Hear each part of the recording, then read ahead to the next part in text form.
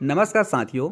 छत्तीसगढ़ महिला एवं बाल विकास महिला पर्यवेक्षक खुली सीधी भर्ती पर सीमित सीधी भर्ती परीक्षा आयोजित होने वाली है। इसमें छत्तीसगढ़ महिला एवं बाल विकास के अंतर्गत पोषण एवं स्वास्थ्य संबंधी जानकारी आपके सिलेबस में दिया हुआ है। यहाँ से 2 से 3 प्रश्न अवश्य पूछे जाएंगे क्योंकि ये काफ़ी इम्पोर्टेंट है महिला एवं बाल विकास से। कुल 100 प्रश्न होंगे जिसमें से 3-4 प्रश्न स्वास्थ्य संबंधी होंगे। अब देखते हैं यहाँ पर संतुलित आहार दिया है। देखिए, हमारे शरीर में बहुत सारे पोषक तत्वों की आवश्यकता होती है। उन पोषक तत्वों की पूर्ति हम भोजन से करते हैं। तो यदि हमें भोजन से उन पोषक तत्वों की पूर्ति हो जाती है तो उसे संतुलित आहार कहते हैं। अगर कोई चीज़ की कमी हो गई तो उसे हम संतुलित आहार नहीं कहेंगे। आप अपने भोजन में दाल खाते हैं, चावल खाते हैं, रोटी खाते हैं, अचार खाते हैं, तो इन सब में पोषक तत्वों की कोई ना कोई मात्रा अवश्य होती है जिससे हमारे शरीर संतुलित रहता है। तो चलिए, व्यक्ति को संतुलित आहार की आवश्यकता ऊर्जा प्राप्त करने के लिए। ऊर्जा हमें कार्बोहाइड्रेट से मिलता है। कार्बोहाइड्रेट किस में होता है? चावल में, गेहूँ में, है ना। शरीर में वृद्धि, विकास, टूटी फूटी कोशिकाओं के निर्माण के लिए तथा रोगों से शरीर की रक्षा करने के लिए होती है। अब वृद्धि, आप पोषक तत्व लेंगे तो वृद्धि जरूर होगी, और वृद्धि होगी साथ ही साथ विकास भी होगी। और देखिए, हमारे शरीर में सेल्स नए नए दिन बनते हैं, पुराने सेल्स टूट जाते हैं, डेड हो जाते हैं। तो ये प्रक्रिया जीवन काल चलती रहती है। जब शरीर के लिए सभी आवश्यक पोषक तत्व सही अनुपात में हमारे भोजन में पाए जाते हैं तो इसे संतुलित आहार कहा जाता है। संतुलित आहार में निम्न प्रकार के खाद्य पदार्थों का समावेश होता है। अब देखिए, ऊर्जा प्रदान करने के लिए गेहूं, चावल, बाजरा, मक्का, ज्वार, घी, तेल, वनस्पति घी, मक्खन, गुड़, चीनी, आलू, केला, ये आदि पाए जाते हैं। इसमें होता है कार्बोहाइड्रेट, और कार्बोहाइड्रेट हमें ऊर्जा प्रदान करता है। मेनली आप लोग चावल या गेहूं का उपयोग करते होंगे, और घी का भी उपयोग करते होंगे जब आप रोटी खाते हैं तो। अब देखिए, शरीर का विकास एवं वृद्धि के लिए चना है, मूंग, मोट, अरहर, मसूर, सोयाबीन, राजमा, दूध व दूध से बने पदार्थ, मांस, मछली, अंडा आदि। तो इससे समझ में आ रहा है कि जितने भी आप फेट चीज़ खाएंगे आपके शरीर का विकास होगा। उसके बाद रोग प्रतिरोधक। रोग प्रतिरोधक क्या होता है? हमारे शरीर में ऐसे रोग प्रतिरोधक होते हैं जो कि हमारे अंदर प्रवेश करने वाले विषाणुओं से रक्षा करता है। जैसे कि डब्ल्यूबीसी में रोग प्रतिरोधक क्षमता पाई जाती है। अब वो बढ़ेगा कैसे? हरी पत्तेदार सब्जियां खाने से, फल खाने से, खनिज खाने से। अब पोषक तत्वों की अनुशंसित दैनिक मात्रा, मतलब एक दिन में कितने मात्रा में पोषक तत्वों की आवश्यकता होती है। बच्चे एवं महिलाओं को स्वस्थ एवं पोषित बनाए रखने के लिए निम्नानुसार पोषक तत्व प्रतिदिन आवश्यक है। अब 1 से 3 वर्ष के बच्चों को 1220 कैलोरी पोषक तत्व एवं 22 ग्राम प्रोटीन, ये जरूरी है, तभी ये संतुलित भोजन होगा।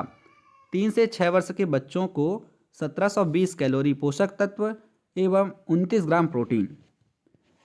महिलाएं जो घर में बैठे बैठे काम करती है उनके लिए 1900 कैलोरी पोषक तत्व एवं 45 ग्राम प्रोटीन आवश्यक है। हल्का काम करने वाली महिलाओं के लिए 2200 कैलोरी। कैलोरी किस में मिलता है?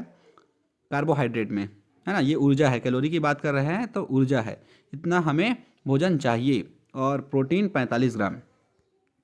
उक्त श्रेणी की गर्भवती महिलाओं को 300 कैलोरी अतिरिक्त पोषक तत्व एवं 14 ग्राम अतिरिक्त प्रोटीन, मतलब 2200 में आप 300 और जोड़ दें तो 2500। ये काफ़ी इंपॉर्टेंट प्रश्न है और गर्भवती महिलाओं को पूछा जाएगा। तो गर्भवती महिलाओं को 2500 कैलोरी और 45, है ना, और 59 ग्राम प्रोटीन चाहिए। भारी काम करने वाली महिलाओं को 3000 कैलोरी पोषक तत्व और 45 ग्राम प्रोटीन जरूरी है। और इसी श्रेणी में जो भारी काम करती है वैसे गर्भवती महिलाओं को 550 कैलोरी अतिरिक्त पोषक तत्व और 25 ग्राम अतिरिक्त प्रोटीन की आवश्यकता होती है। तो आप इसे याद रखेंगे क्योंकि यहीं से एक प्रश्न बन सकता है। रोग से रक्षा करने के लिए खनिज एवं विटामिन युक्त आहार आवश्यक है। देखिए, विभिन्न पदार्थों में भिन्न भिन्न प्रकार के विटामिन पाए जाते हैं और विटामिन का काम क्या होता है, हमारे शरीर में संतुलित करना। जो चीज़ की कमी है उसे ये पूरा करता है और ये कम मात्रा में आवश्यक है, ज़्यादा मात्रा में इसे लेने की आवश्यकता नहीं है। जैसे कि खनिज, सबसे महत्वपूर्ण खनिज कैल्शियम है और लौह है। कैल्शियम कहाँ मिलता है, हमें धूप से मिल सकता है, और जब आप मांस खाते हैं, मटन खाते हैं, तो वहाँ से भी आपको कैल्शियम मिल जाता है। लौह लौह आपको पालक भाजी में मिलता है। हड्डियों और दांतों को बनाने के लिए कैल्शियम जरूरी है। माँ का दूध कैल्शियम का सबसे अच्छा स्रोत है। अब कैल्शियम दूध से, बाजरा से, ज्वार से, पत्तेदार सब्जियां, अन्य स्रोत भी हैं जो मटन, मांस, अंडा ये सब आते हैं। रक्त के लिए लौह जरूरी होता है और लौह हमें आयरन जो है पत्तेदार सब्जियां, बाजरा, रागी, मांस, अंडे और गुड़ में भी पाया जाता है। अब विटामिन्स, शरीर को स्वस्थ रखने के लिए विटामिन्स जरूरी है।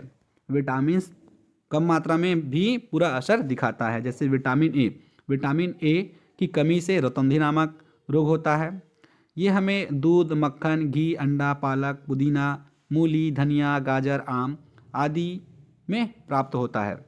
विटामिन बी, देखिए विटामिन से रिलेटेड रोग भी पूछे जा सकते हैं। तो विटामिन ए की कमी से रतौंधी नामक रोग होता है। अब रतौंधी क्या होता है, देखिए रतौंधी में रात के समय दिखाई नहीं देता, तो विटामिन ए की कमी है। और आप विटामिन ए की कमी को पूरी करने के लिए अंडा, पालक, पुदीना खाते हैं। साथ ही साथ आपको मछली का तेल भी दिया जाता है, एक छोटा सा गोली होता है, उसमें मछली का तेल होता है।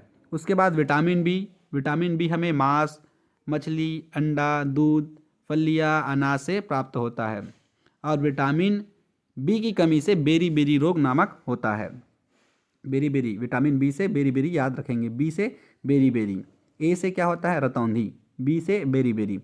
विटामिन सी से ताजे फल, सब्जियां, अमरूद, आंवला, नींबू प्रजाति की मात्रा में पत्तीदार सब्जियों में विटामिन सी काफ़ी मात्रा में पाया जाता है। विटामिन सी, नींबू जो खट्टा होता है वो विटामिन सी का अच्छा स्रोत है। इसकी कमी से स्कर्वी क्या होता है, स्किन में खुरदरा हो जाता है। ये कमी दर्शाता है विटामिन सी, मतलब स्किन डैमेज होता है किसके कमी से, विटामिन सी की, और उस कमी को हम क्या बोलते हैं, स्कर्वी रोग कहते हैं। अब विटामिन डी क्या है, यह विटामिन हड्डियों को बनाने के लिए आवश्यक होता है। चमड़ी या त्वचा पर सूर्य किरणें के प्रभाव से शरीर में विटामिन डी की कमी उत्पन्न होता है।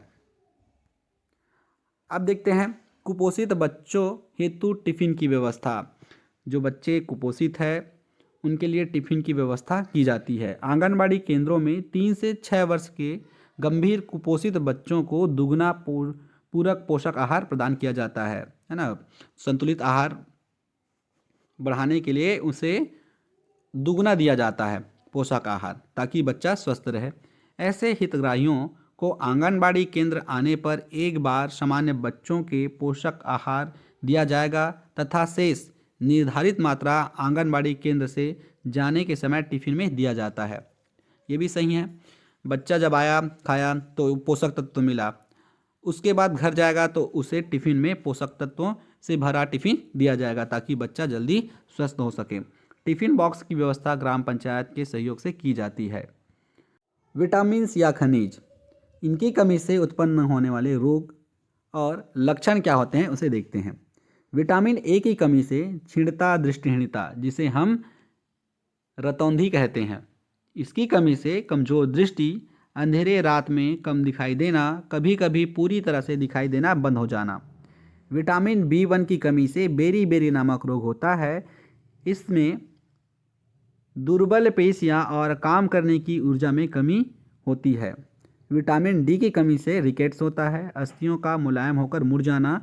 आपने देखा होगा कि कई बच्चों की जो अस्थियां हैं, पैर हैं, हाथ है, वो मुड़ जाते हैं, वो विटामिन डी की कमी से होता है। कैल्शियम की कमी से अस्थियां और दंत क्षय, कैल्शियम है तो हाथ पैर कमज़ोर हो जाएगा और दांत जो है सड़ने लगेंगे, टूट जाएंगे।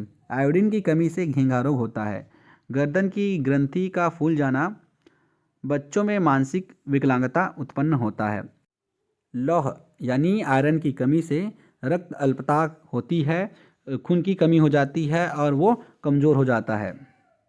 उसके बाद देखते हैं पोषक तत्वों की कमी से होने वाले प्रमुख बीमारियां। एनीमिया, एनीमिया मतलब खून की कमी। आयरन की कमी से एनीमिया रोग होता है। रतौंधी विटामिन ए की कमी से आँख संबंधी रोग होता है। मंदबुद्धि आयोडीन की कमी से। बौनापन आयोडीन की कमी से होता है। घींघा आयोडीन की कमी से गले में सूजन हो जाता है। क्वानसी-योकर ये प्रोटीन की कमी से होता है। मरासमस ये प्रोटीन की कमी से होता है। बेरी रोग विटामिन बी की कमी से होता है। स्कर्वी विटामिन सी की कमी से। रिकेट्स विटामिन डी की कमी से। बांझपन विटामिन ई की कमी से। हमारे भोजन के प्रमुख तत्व, हमारे भोजन में क्या क्या पोषक तत्व होने चाहिए? तो हमारे भोजन में मुख्य पोषक तत्वों में कार्बोहाइड्रेट, प्रोटीन, वसा, विटामिन, खनिज लवण ये होने चाहिए। इसके अतिरिक्त भोजन में आहारी रेशे तथा जल भी होता है। आहारी रेशे मतलब जैसे आप मूली खाते हैं, गाजर खाते हैं तो इसमें रेशे होता है, और जल तो आप लेते ही हैं। कार्बोहाइड्रेट तथा वसा हमारे शरीर को मुख्य रूप से ऊर्जा प्रदान करता है। उसके बाद प्रोटीन और खनिज लवण की आवश्यकता हमारे शरीर की वृद्धि तथा अनुरक्षण के लिए होता है। विटामिन हमारे शरीर को रोग से रक्षा प्रदान करने में सहायक होते हैं। संतुलित आहार में हमारे शरीर के लिए आवश्यक सभी पोषक तत्वों तथा पर्याप्त रुक्षांश और जल उचित मात्रा में उपस्थित रहते हैं। हमारे आहार में लंबी अवधि तक एक अथवा अधिक पोषक तत्वों की न्यूनता से विशिष्ट रोग अथवा विकार उत्पन्न हो सकता है। पोषक तत्वों के लिए सुझाव: कम से कम प्रसंस्करण आहार के साथ ताज़ा खाना जरूरी है। जब भी संभव हो कच्चे फल एवं सब्जियां का सेवन करें, क्योंकि पकने के बाद कई पोषक तत्व नष्ट हो जाते हैं। खाने से पहले फल एवं सब्जियों को अच्छी तरह से धोएं तथा उन्हें छिलका समेत खाएं। जब तक आप फल और सब्जियां को खाने के लिए तैयार ना हो तब तक उन्हें ना काटें। फास्ट फूड की तुलना में घर पर बने ही पारंपरिक आहार के सेवन को प्राथमिकता दें। अपने मुख्य आहार के स्थान पर अल्पाहार का सेवन करने से बचें। चीनी और अस्वस्थ प्रसंस्कृत खाद्य पदार्थों का सेवन सीमित मात्रा में करें। वर्ष 2016 में राष्ट्रीय पोषण सप्ताह का विषय बेहतर पोषण के लिए जीवन चक्र पद्धति अपनाए हैं। अच्छा पोषण लोगों को स्वस्थ बनाता है तथा अंत में यह स्वस्थ राष्ट्र का निर्माण भी करता है। तो साथियों, ये था पोषक एवं आहार संबंधी महत्वपूर्ण जानकारी। यहाँ से 1-2 प्रश्न अवश्य पूछे जाएंगे, तो आप इसकी तैयारी जरूर रखें।